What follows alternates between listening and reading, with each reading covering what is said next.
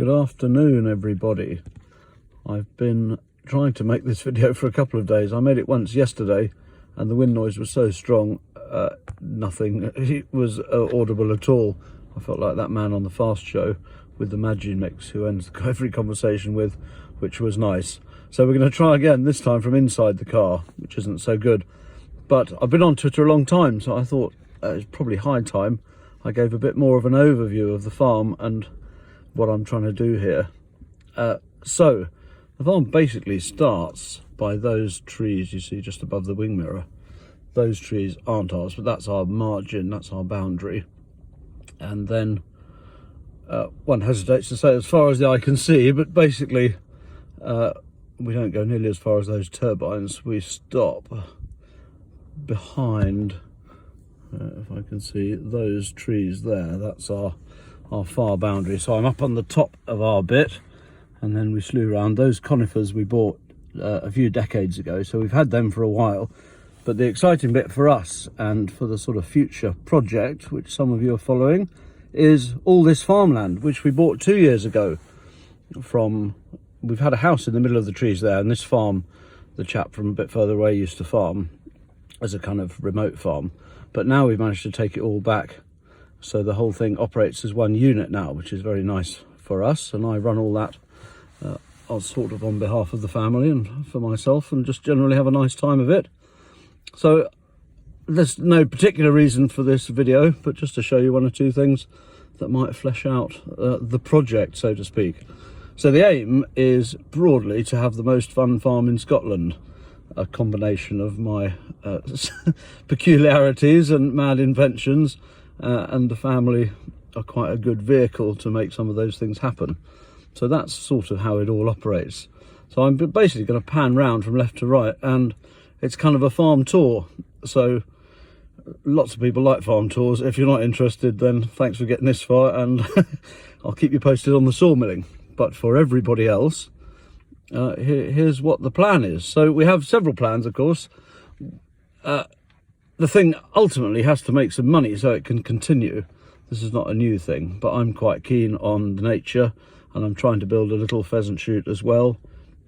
Small scale, but fun, maybe sort of 3 60 bird days a year, that sort of level.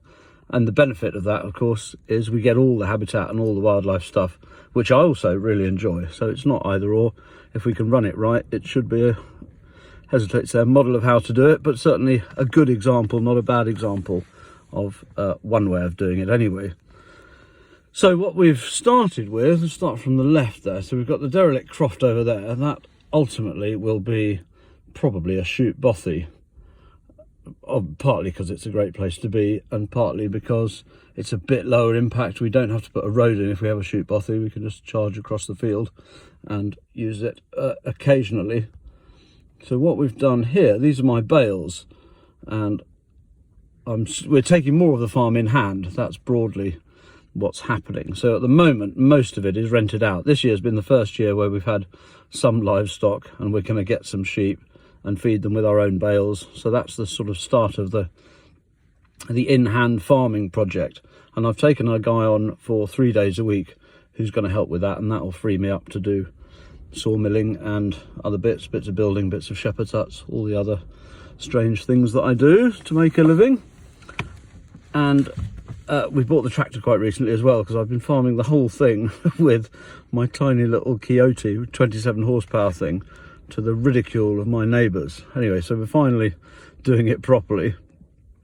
So the broad plan this year, we've got these bales. We have far too many bales for the number of sheep we're going to get, but that's fine. We'll sell some of them. Hopefully that'll pay for some of the sheep.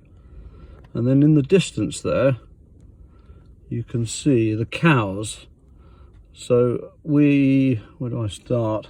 So the cows, the chap we bought it from, he's got the grazing rent for 2 years on half of it, and that's fine. That's what we signed up for. That was the deal. So the cows are not actually ours. Those cows you see in the distance, that's him, and he finishes at the end of this grazing season. So then we'll take a lot more in hand, and we'll either stock it with beasts, but I think for a start that's quite a big outlay and quite a big adventure. So for a start we'll probably rent it to someone I'm thinking possibly barley, because that ties in quite well for the wildlife and for the grey partridge project that I'm going to try and make happen. But we're doing well so far. So there's been quite a lot of draining and fencing. That's the first thing that's been done. You just have to, you move on. If you can't fence it, you can't put any sheep on it. And one of the big troubles here was there's a burn down there, and it was so rough you just couldn't access the field. So it was, the whole thing was like a sort of American plain. You just turfed the cattle out and you couldn't drive through it. You couldn't get to anywhere to do anything, fencing, draining, sowing crops, and just nothing. It was just rough grazing.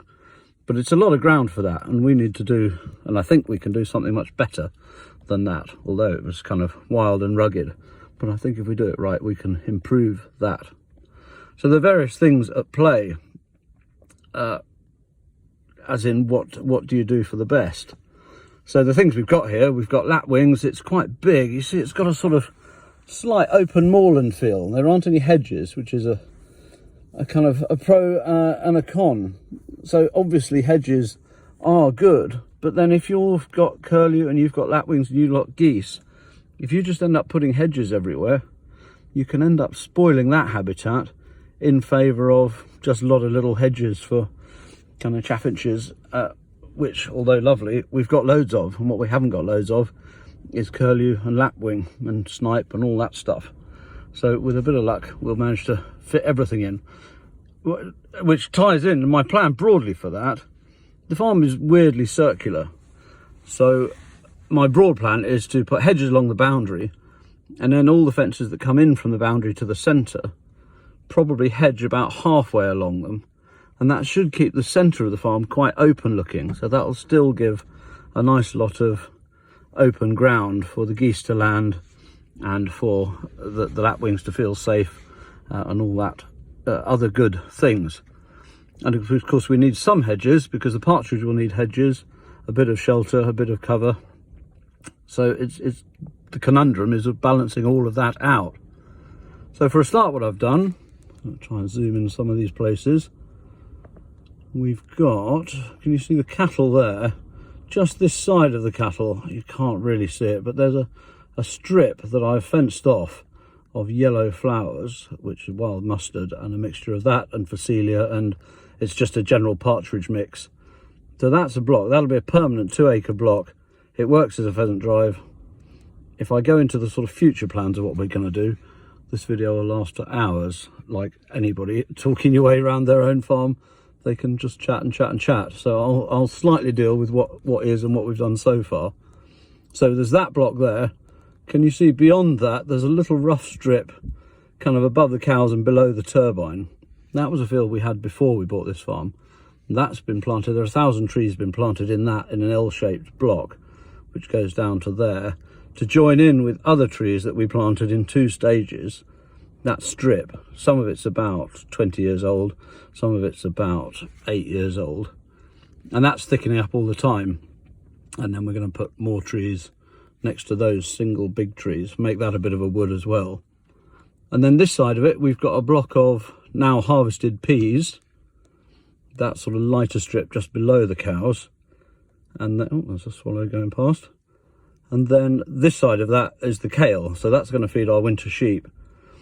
And on this side of that still, you've got this rough boggy stuff, which is the bit I call the nature reserve. I have to slightly negotiate with the chap I've employed, who is very keen on farming and only farming, and I'm keen on nature and a bit of everything. So he regards the relationship very much like Clarkson and Caleb, which he enjoys much more than I do, but I think probably there is an element of truth in that, but we seem to get by somehow. So the reason I call that area, which is about, what would it be, 30 acres maybe, a bit less, the nature reserve, is nature. It's a marketing ploy on my behalf. So it's to try to say to him, look, on that block, nature comes absolutely first.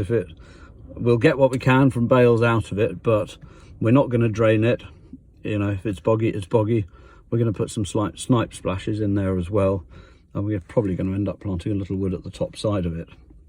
So that's the nature reserve, but that means we don't roll it although annoyingly he did roll it this year because a lack of communication. But the plan is not. The plan is to keep that nice for nature. Mow it in different heights periodically when we're mowing other stuff.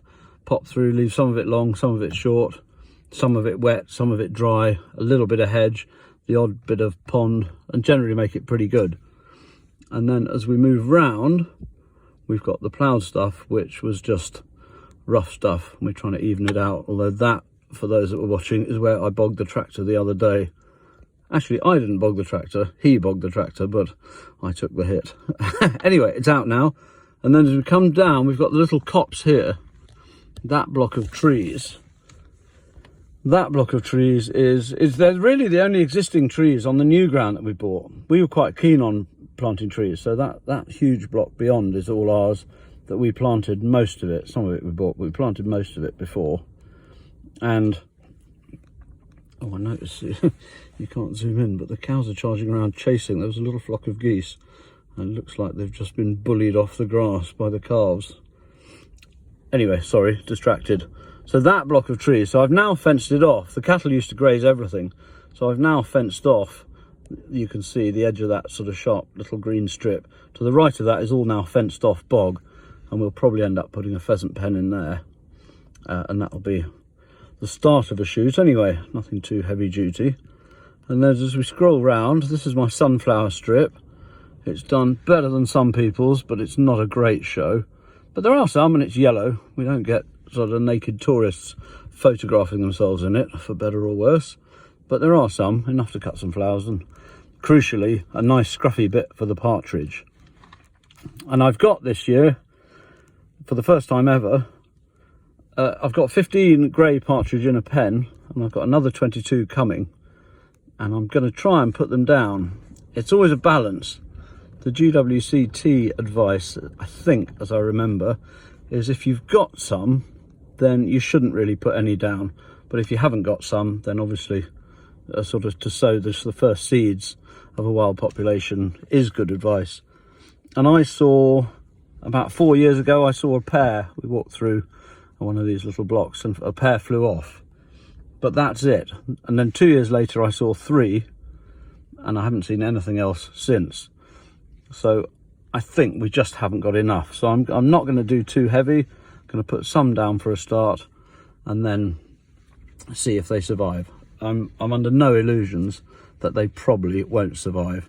But if we can just do everything, you've got to start somewhere, you've got to try it. If I can do the habitat, if I can do the predator control, we can keep building the hedges, we can top up the little population if we have to. Slowly, you're on at least the first rung of the ladder. And if you don't try it, then you're definitely not going to work. So we've got to try something. Anyway, periodically I'll ask a lot of the experts on here some questions and see if they think we're doing it right or not.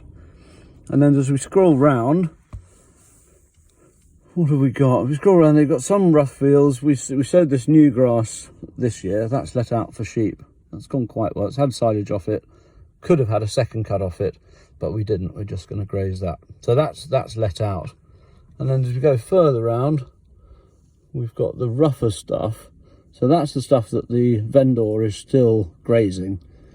And we have a bit of a conundrum what to do with it, because obviously that's quite nice habitat in some ways, but it doesn't pay. And if it gets too bad, then the government stops paying us for it. We don't get any entitlement on it. So all these things are a bit of a balance. So for a start, a little like this bright green field, it looks quite stark for a start, and then slowly we'll kind of move in, either plant stuff in the edges or we'll put hedges along it. There's a little site somewhere in that corner which is rough and wet already, so we might formalise that as a pond. But like anything, you have to slightly scrape it clean and start again, build it back in your own image, so to speak. And then just slewing around, I'm running out a bit because I'm in the car, otherwise you can't hear me. Then there are various little scruffy bits around about. Anyway, so that's really the project here. I talk about it a bit. I'm under no illusions. I mean, I'll be honest, at the moment I own 3 cows and nothing else, a dog.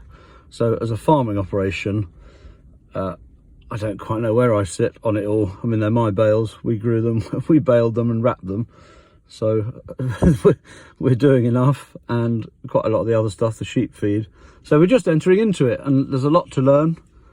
I know a bit, obviously, from doing the smaller blocks of ground over the years, but having lots of livestock, not least the paperwork in it, is astonishing. If you want to get to sleep ever, go and bring some farmer and ask him about batch moving sheep. It's an absolute nightmare from what I can see. Anyway, I'd rather practice on 3 cows and 100 sheep than suddenly find I've got 50 or 60 grand invested in cattle and the same invested in sheep, and I don't know what I'm doing. So slowly, but next year we should go quite quickly. Now we've got some tenants giving up ground, so we'll probably end up occupying that and bringing that back in hand. And a mixture of me and the new Caleb, hopefully we'll get some kind of victory out of it. Now the only thing for personal interest is that, see that little hump there beyond the tractor, way beyond the tractor, above the telegraph pole? That is the puffball heap. I don't know if you can see that. You can see one. There are 3 massive ones like footballs. I think sort of centre left there's a white dot. Anyway, that's quite a good example of the negotiation that we have. So that's in kind of prime farming bit, but it's where my puffballs grow, and I quite like the puffballs, so I've insisted that we don't mow it. It also works really well as a nettle bed, because originally it was just some dumped silage bales and they rotted down, but it's nice fluffy soil, very rich. The nettles love it, but so do the puffballs. So we've kept that. There are various other little blocks and silly things like that we negotiate between us.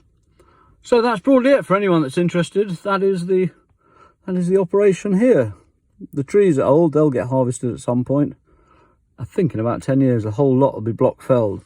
So that'll be quite a major change. And we had some epiphany actually talking about it. I think I did put it on Twitter a while back. That it's a massive block of conifers. I'm 45. In 10 years, I'll be 55. If we fell everything in 10 years and replant it, I've got 30 years of growing conifers. So that'll be 65, 75, 85 before I get any first harvest off it. And I may not make 85. Or the epiphany was, why don't we just replant the whole thing in broadleafs, and then we've got a lovely forest for 30 years. We can watch the broadleafs grow, we can get access to it, we can walk through it. It just becomes a really nice woodland, a lovely place to be for 30 years. And that seems to be, although it doesn't really make financial sense, when I'm 85, I'm not going to be worrying too much whether they're conifers or broadleaves. And the world is changing. My philosophy generally is we want to have as much of a mix of everything as possible. So we're going to put in our hedges are all going to be various different types of edible but native hedges. So not too much holly and that sort of thing. But however tenuous the link, if we do our hedges, things like elder and rowan, hawthorn, hazel, all that sort of stuff, it can have quite a tenuous link to being edible. But sticking a few apple trees here and there, crab apples, rose hips, dog rose, all that sort of stuff, you just feel, you could put blackcurrants in, goji berries even, a little more random, but you just don't know in future what's going to be the thing. So if we can do our hedges like that, the same with water in the future is going to be a massive problem, probably less so in Aberdeenshire, but once we start getting hosepipe bans, we're naturally quite a wet farm anyway. But if we've got, say, a pond in the corner of every field, should we have to irrigate things? Should we need a bit of extra water here and there, or we get restricted on mains water usage? Just to have that store, that little sump, it can't be a bad thing. I mean, not least the government are paying you to dig them ponds at the moment, so you get the double win. So there's going to be quite a lot of that. My man teases me about the ponds, but every time we get a wet hole, he says drain it, and I say let's make a pond. And so far, we're coming about 50-50. Anyway, so I've dug half a dozen ponds already around the place. One of them's burst, that needs repairing, but I've certainly got another half dozen, not least one in there, in the middle of that, should make a nice pond come time. Anyway, so I'm rambling a bit. I'm going to just slew round, show you the kestrel hovering, seeing as They're getting rarer now, but they seem to be coming back. They're kind of, they come and go. It's odd. You just don't know with the kestrels. We get quite a lot of buzzards, but even they've dropped off this year a bit for whatever reason. And then we get all the other usual stuff. Anyway, so that's just a lowdown really on what we're doing here. Thanks for listening. Bye.